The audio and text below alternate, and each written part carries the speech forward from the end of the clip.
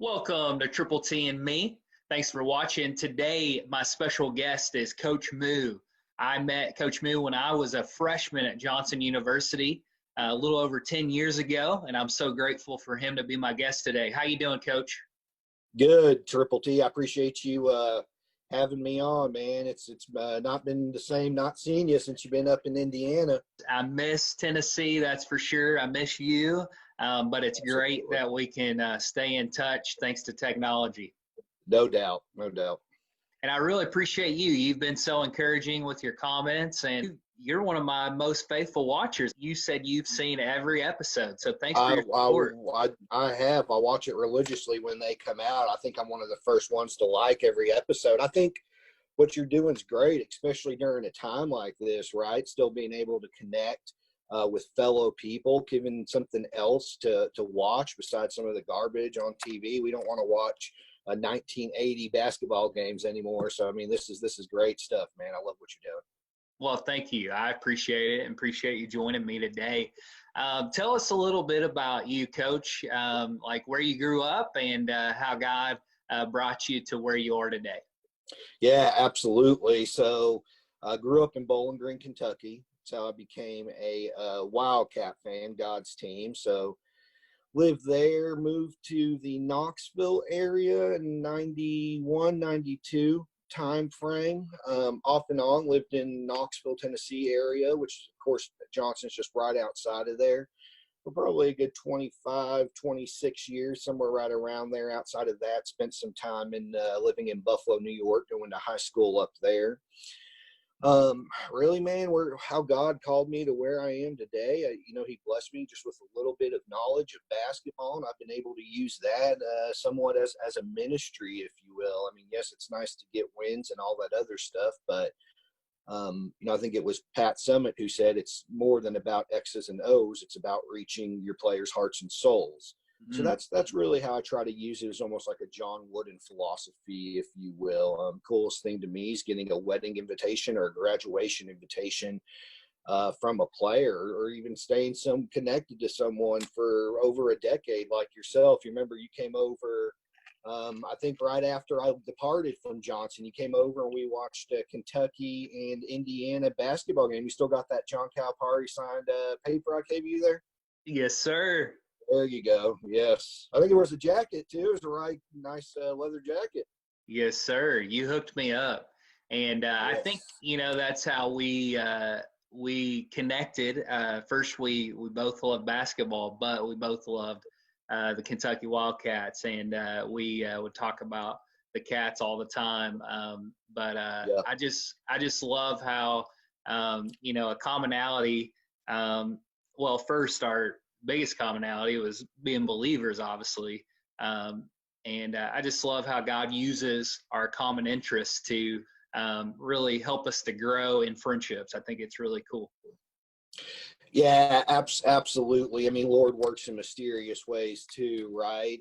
Johnson was a good learning opportunity for me. I guess, gosh, I'm going on 15, 16 years coaching now. Back then, I was in my, at the time, fifth year coaching when I got to Johnson.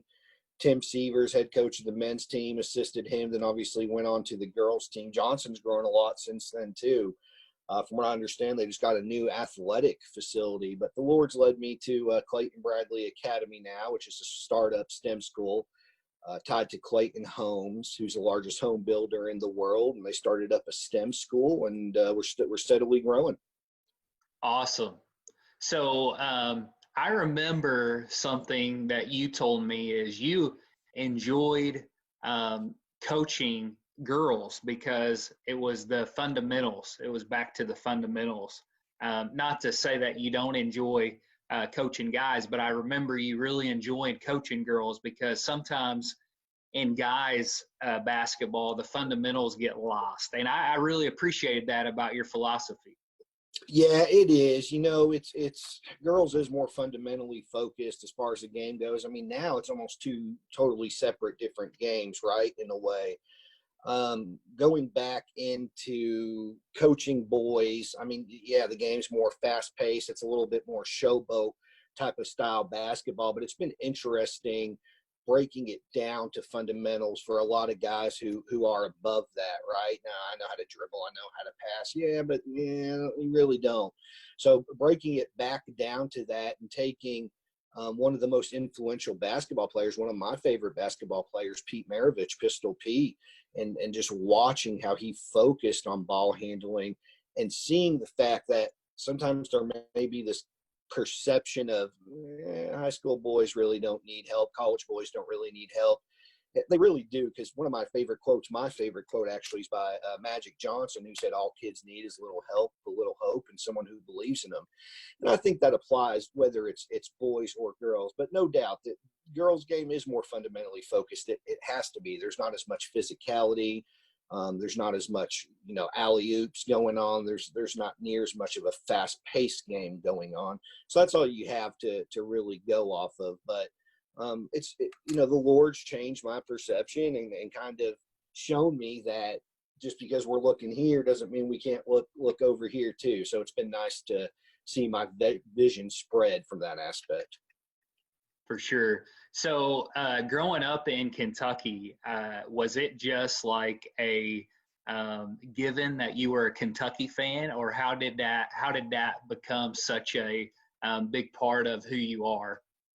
Yeah, well, Bowling Green's just outside of Nashville, so I might almost have the perception of being more of a Commodore fan than you would a Wildcat fan, but in Kentucky, all you have is bourbon, horses, and basketball. So we grew up just down the street from Western Kentucky University, and Kentucky was dominant at the time. We were in the 80s. Eddie Sutton was the basketball coach. Rick Pitino came in shortly after, kind of took after my dad, always watching Kentucky games, and just something I grew up with. So having a lot of farmland and Kentucky being the way it is, it was just getting outside, shooting basketball, coming back in and watching games with dad. So something I catch a lot of grief for now, but like I tell people, I'm in a mixed marriage because my wife's a Tennessee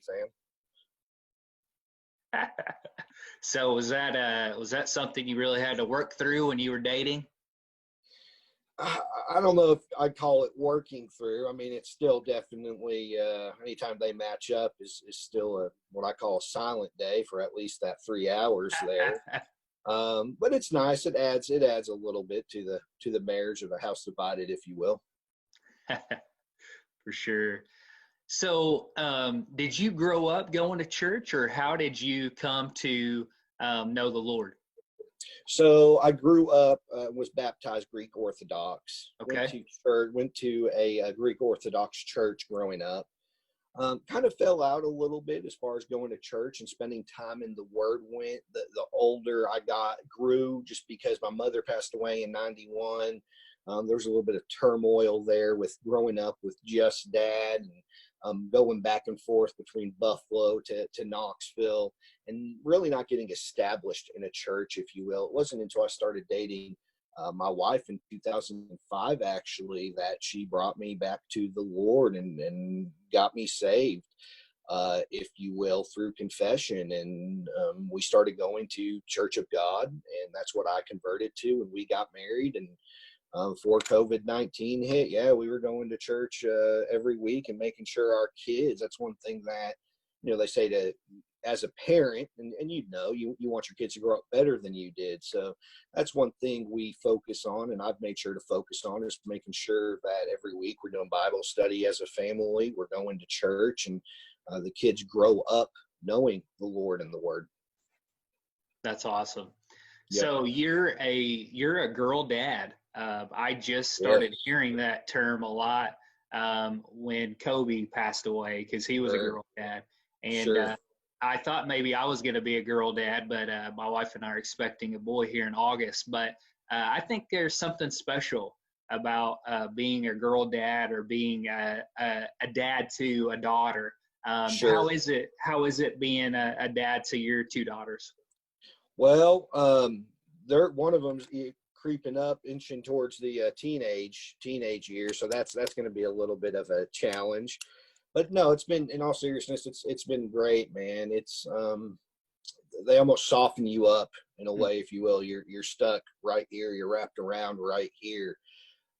You're approaching it from a different standpoint of how you're raising them, right? It all of a sudden goes from, hey, I'm going to be a boy dad to, never mind, I'm going to be a girl dad. I don't need to teach them how to do this and this. I need to teach them how to look out for themselves, how to be independent, how to approach situations this way. Because in today's day and age, unfortunately, women are still having to fight for equality, are still having to fight for that same respect and promotion that a man's going to get, right? I mean, a prime example of that's looking at the U.S. women's national team and how they had to file a lawsuit for equality pay, or looking at the fact that the WNBA versus NBA. Matter of fact, saw a statistic that the lowest player in the NBA makes twice as much as the highest player in the WNBA. So I think that was one of the things about Kobe that took off, from the court, and what he was fighting for, and equality for his daughter, and trying to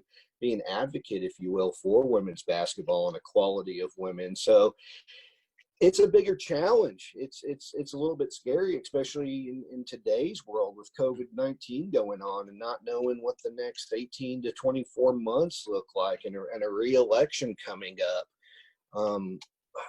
All you have to go off of is the word, right? And I think that if you're directed that way, there's really nothing to fear, but it certainly is more of a challenge. They've taught me just as much as I've taught them, if not more. I love that. And we're always learning. We always are learning. No doubt. The moment we think we know it all is the moment we really are just failing to really understand what life's all about. That's one thing, even in the realm of basketball, which is why basketball is such a desire of mine. Is there's so much that applies in sports, or in particular to the game of basketball, that apply in life, in obtaining life skills and applying philosophies we get from the game into real life. I mean, again, coming in and, man, I know it all. I'm going to go coach this team. We're going to play the dribble drive and run man, and we can barely make uncontested break, fast break layups. It's really, I feel, what we want to use to obtain learning and to keep growing. I learned a lot from you, man, your work ethic, watching you as team manager, to hype man of the crowd, to participating in practices. I mean, you were pulling double duty my second year at Johnson. You were team manager for the guys. You were team manager for my team. I think you were bus riding buddy, so I could sound off to you on bus rides. And I think I may have even had you assistant coach 5 or 6 games. Yeah, I got a lot of good experience. I really did. And I'm thankful for those times. Thankful for, more than anything, for the friendships, especially Absolutely. Our friendships. I really am grateful for you and your family. Unfortunately, I didn't get to know your family as well as I would have liked, because I was on my way out of college when you still just had Belle. You didn't have your second daughter yet, but yep. This is how life is. We only are places sometimes for a short while, and then God calls us somewhere else. But I'm thankful for you all. Inside. What do you enjoy most about being able to coach? Hopefully impacting a kid's life, right? Really more so coaching for the small guy or girl who thinks they can't, and showing them that they can, instilling these life lessons of communication, confidence, and leadership. Maybe help turning a kid around that didn't think they could do it, and showing them what they are capable of. Again, it's just getting wedding invitations, graduation invitations, showing you've impacted as a coach on someone's life, and help maybe mold it a little bit. It takes a village. It really does. Something that maybe came a little bit more to light for me once I had kids. I've always said, to be a good coach, you got to coach, but to be a great coach, you got to have kids, because then you truly know how to approach kids you play for. And I've always said, the guys that play for me now, they're like my sons. Even back from my Johnson days, I still keep in touch with, Allison Givens and Allison McIntosh now, and Valerie. But really just becoming a figure to almost help them obtain stuff they can use later in life, and show what they're capable of. It's more than about the game for me. Hmm, that's great. So tell a little bit about, because some people may be really impressed that your coaching is what you do on the side. I mean, and that's what I appreciated about you at Johnson too, is like you gave coaching your all, but that wasn't what you did primarily. You had something else you had to do to bring food on the table. Coaching helped a little bit, but that certainly wasn't your only job. So tell a little bit about what you do full time. Yeah, absolutely. A lot of people think I'm crazy. It is, I guess, part-time in a way, if you will, at Johnson. Gosh, I remember having to burn up 3 weeks of vacation just to be able to go on bus rides and sleep in roach-infested motels. I mean, you remember some of those motels we slept in, good stories there. But, man, burn up 3 weeks of vacation, be the bus driver, the coach, the guy who pays for the food with school money, all this other stuff. And then go back to work full time. At the time, I've actually since then I've been working in sales. At the time I was in Johnson, I worked at World Corporation. Now I'm at Johnson Controls, working on the HVAC side of the business, doing outside sales. So a lot of people think, man, you invest too much time, too much money. All the money that I make from the school goes right back into my team. For example, Johnson, my first paycheck I took, and I got the girls their warm-up shirts, those blue Johnson warm-up shirts we wore in games over there. So like I said, a lot of people think, oh, it's crazy, you're doing too much, you're not getting anything out of it. But what I'm getting far exceeds the monetary value, far exceeds the time you put in, because that's a big part of it too, right? At Johnson, I live 50 minutes away from there. Now from Clayton-Bradley, I live about 45 to an hour away, depending on traffic. But what I get out of coaching, out of seeing somebody at that right moment exceed and the light switch turn on, exceeds what I'm getting monetary value wise or time wise. Talking to kids 10, 15 years down the road, 10, 11 years down the road, knowing that we made that connection through basketball, that we spent time through basketball. Granted, I didn't coach you, but that philosophy is still the same, right? Going to Allison's wedding back 2-3 years ago when she got married, things like that exceed and tip over the scale from this other side of the money. Sure, absolutely. So when you were younger, did you play basketball and other sports? So at an elementary level, yes. It was a little bit of a unique situation kind of growing up. I tried out for the school team, and gosh, what was it? 7th grade, didn't make it. From there, was in a unique situation growing up. Wasn't allowed to play sports again until my high school years, when I was a freshman in high school. By that time, I was living in Buffalo, going to school, high school in Buffalo, until I graduated, and then came back to Knoxville and immediately starting at Whirlpool Corporation, and then shortly after, obviously, to Johnson.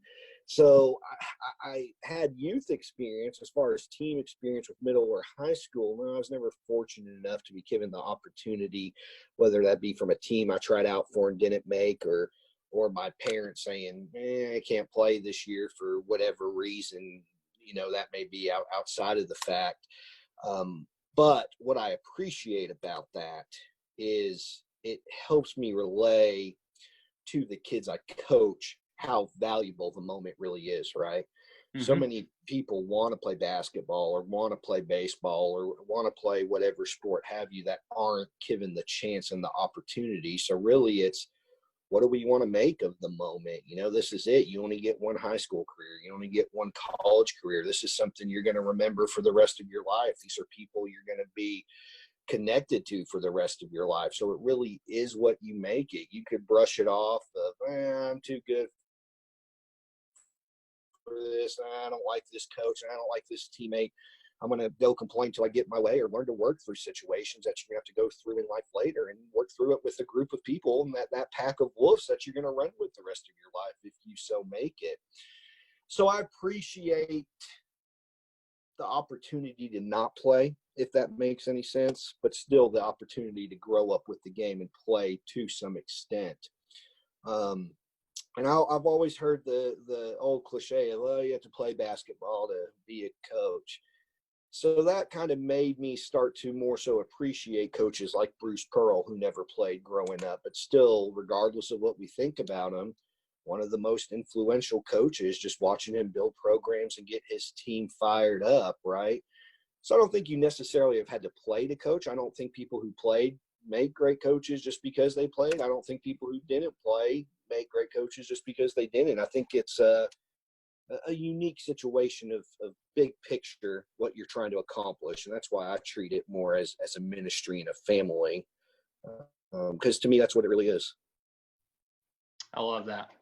Being a UK fan all your life, what's some games you think about a lot, or who's some players you kind of miss? Yeah, absolutely. You know, this past March Madness, or what should have been March Madness, was tough, right? I really think Kentucky had a shot there.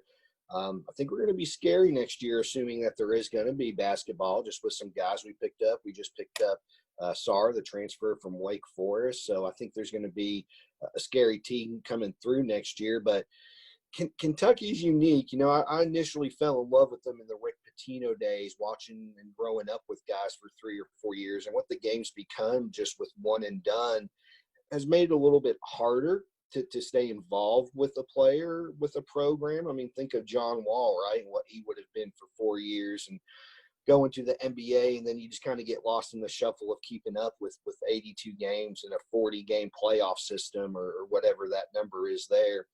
But the history that goes with it, I think, surely is not missed, and one that we have to replay. I'm not going to say we're as bad as Tennessee fans living in '99, but man, I love going back and watching Tayshaun Prince days, Ron Mercer, Derek Anderson. Matter of fact, 2 years ago, I got invited up to have dinner with a group of people with Ron Mercer and Derek Anderson. So that was Awesome. very neat. Tyler Eulis days, which weren't so far behind us, got to meet him and spend some time with him, which was nice. I'm going to overgo the Billy Gillespie errors. I think the only good thing to come out of that was Patrick Patterson, and there's just been so many great players. I mean, obviously in Cal's year with Anthony Davis and what he's doing in the NBA now, to John Wall and DeMarcus Cousins and Karl Anthony Towns, who recently lost his mother. I know yesterday was tough, I'm sure, for him, being Mother's Day. Man, it's just constantly going back and watching the good old days, if you will, in a way, of basketball before the three-point line even came into existence, because now a lot of guys just want to go out there and jack up threes. I deal with that coaching, now. Let's just go out there and watching what Steph Curry does and James Harden, and got to go duplicate that. Got to get 20 points a game by shooting threes, when really it's have the confidence to drive on a guy, have the confidence to read your defense, get an advantage on your competition, and use that throughout the game. Mm-hmm. For sure. I love how you said that, you see coaching as a ministry, and by being your Facebook friend, I can see that, and I'm glad we got to connect a few years ago on there. But I can see that you use your social media as a ministry too. And I think that's important, because it's easy to really use it as a kind of like a journal or a diary and just complain about everything. But it is, yep. But I can see that you use it as a ministry, which is what I try to do too. And just, you always have some pictures, some encouraging posts. And I've gotten to know a little bit more about you through being your Facebook friend, like your post about your mom that you make every year on her birthday. And I'm like, oh, I had no idea. So thanks for being real, and thanks for using that as a ministry too. Absolutely. It's so important, especially in today's day and age with social media. Everything's that instant gratification. I got to tell you what I'm thinking now, and if you leave the wrong comment, I'm going to unfriend you or block you, or whatever the case is. We're just in such an opinionated world and time. I mean, even with what's going on around us now with COVID-19 and what's coming out, with whether it be negativity or, everybody's opinion and cure to cancer, if you will, on when to reopen the country and how to do it and what we need to do.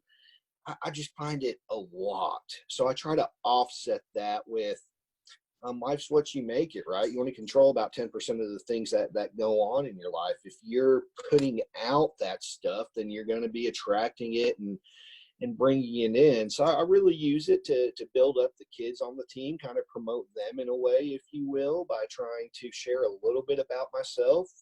And then just putting somewhat of positivity out there. I'm very big into the entrepreneur mindset, stories like Steve Jobs or Jeff Bezos and how they made it, and using that somewhat for my own motivation. Some of this stuff's a reminder to myself, but man, I appreciate that, because I appreciate you saying that, because I think a lot of social media so much can be me, here's what I think, like it or leave it, or whatever the case is. And hopefully through this time, one thing that we bring out is us all coming closer together as people, and truly being reminded of what matters. There were so many things we took for granted, and maybe this is God's way of trying to slow us down a little bit in what was a fast-paced world where you just overlook the guy or girl to your left and right and not knowing what's going on.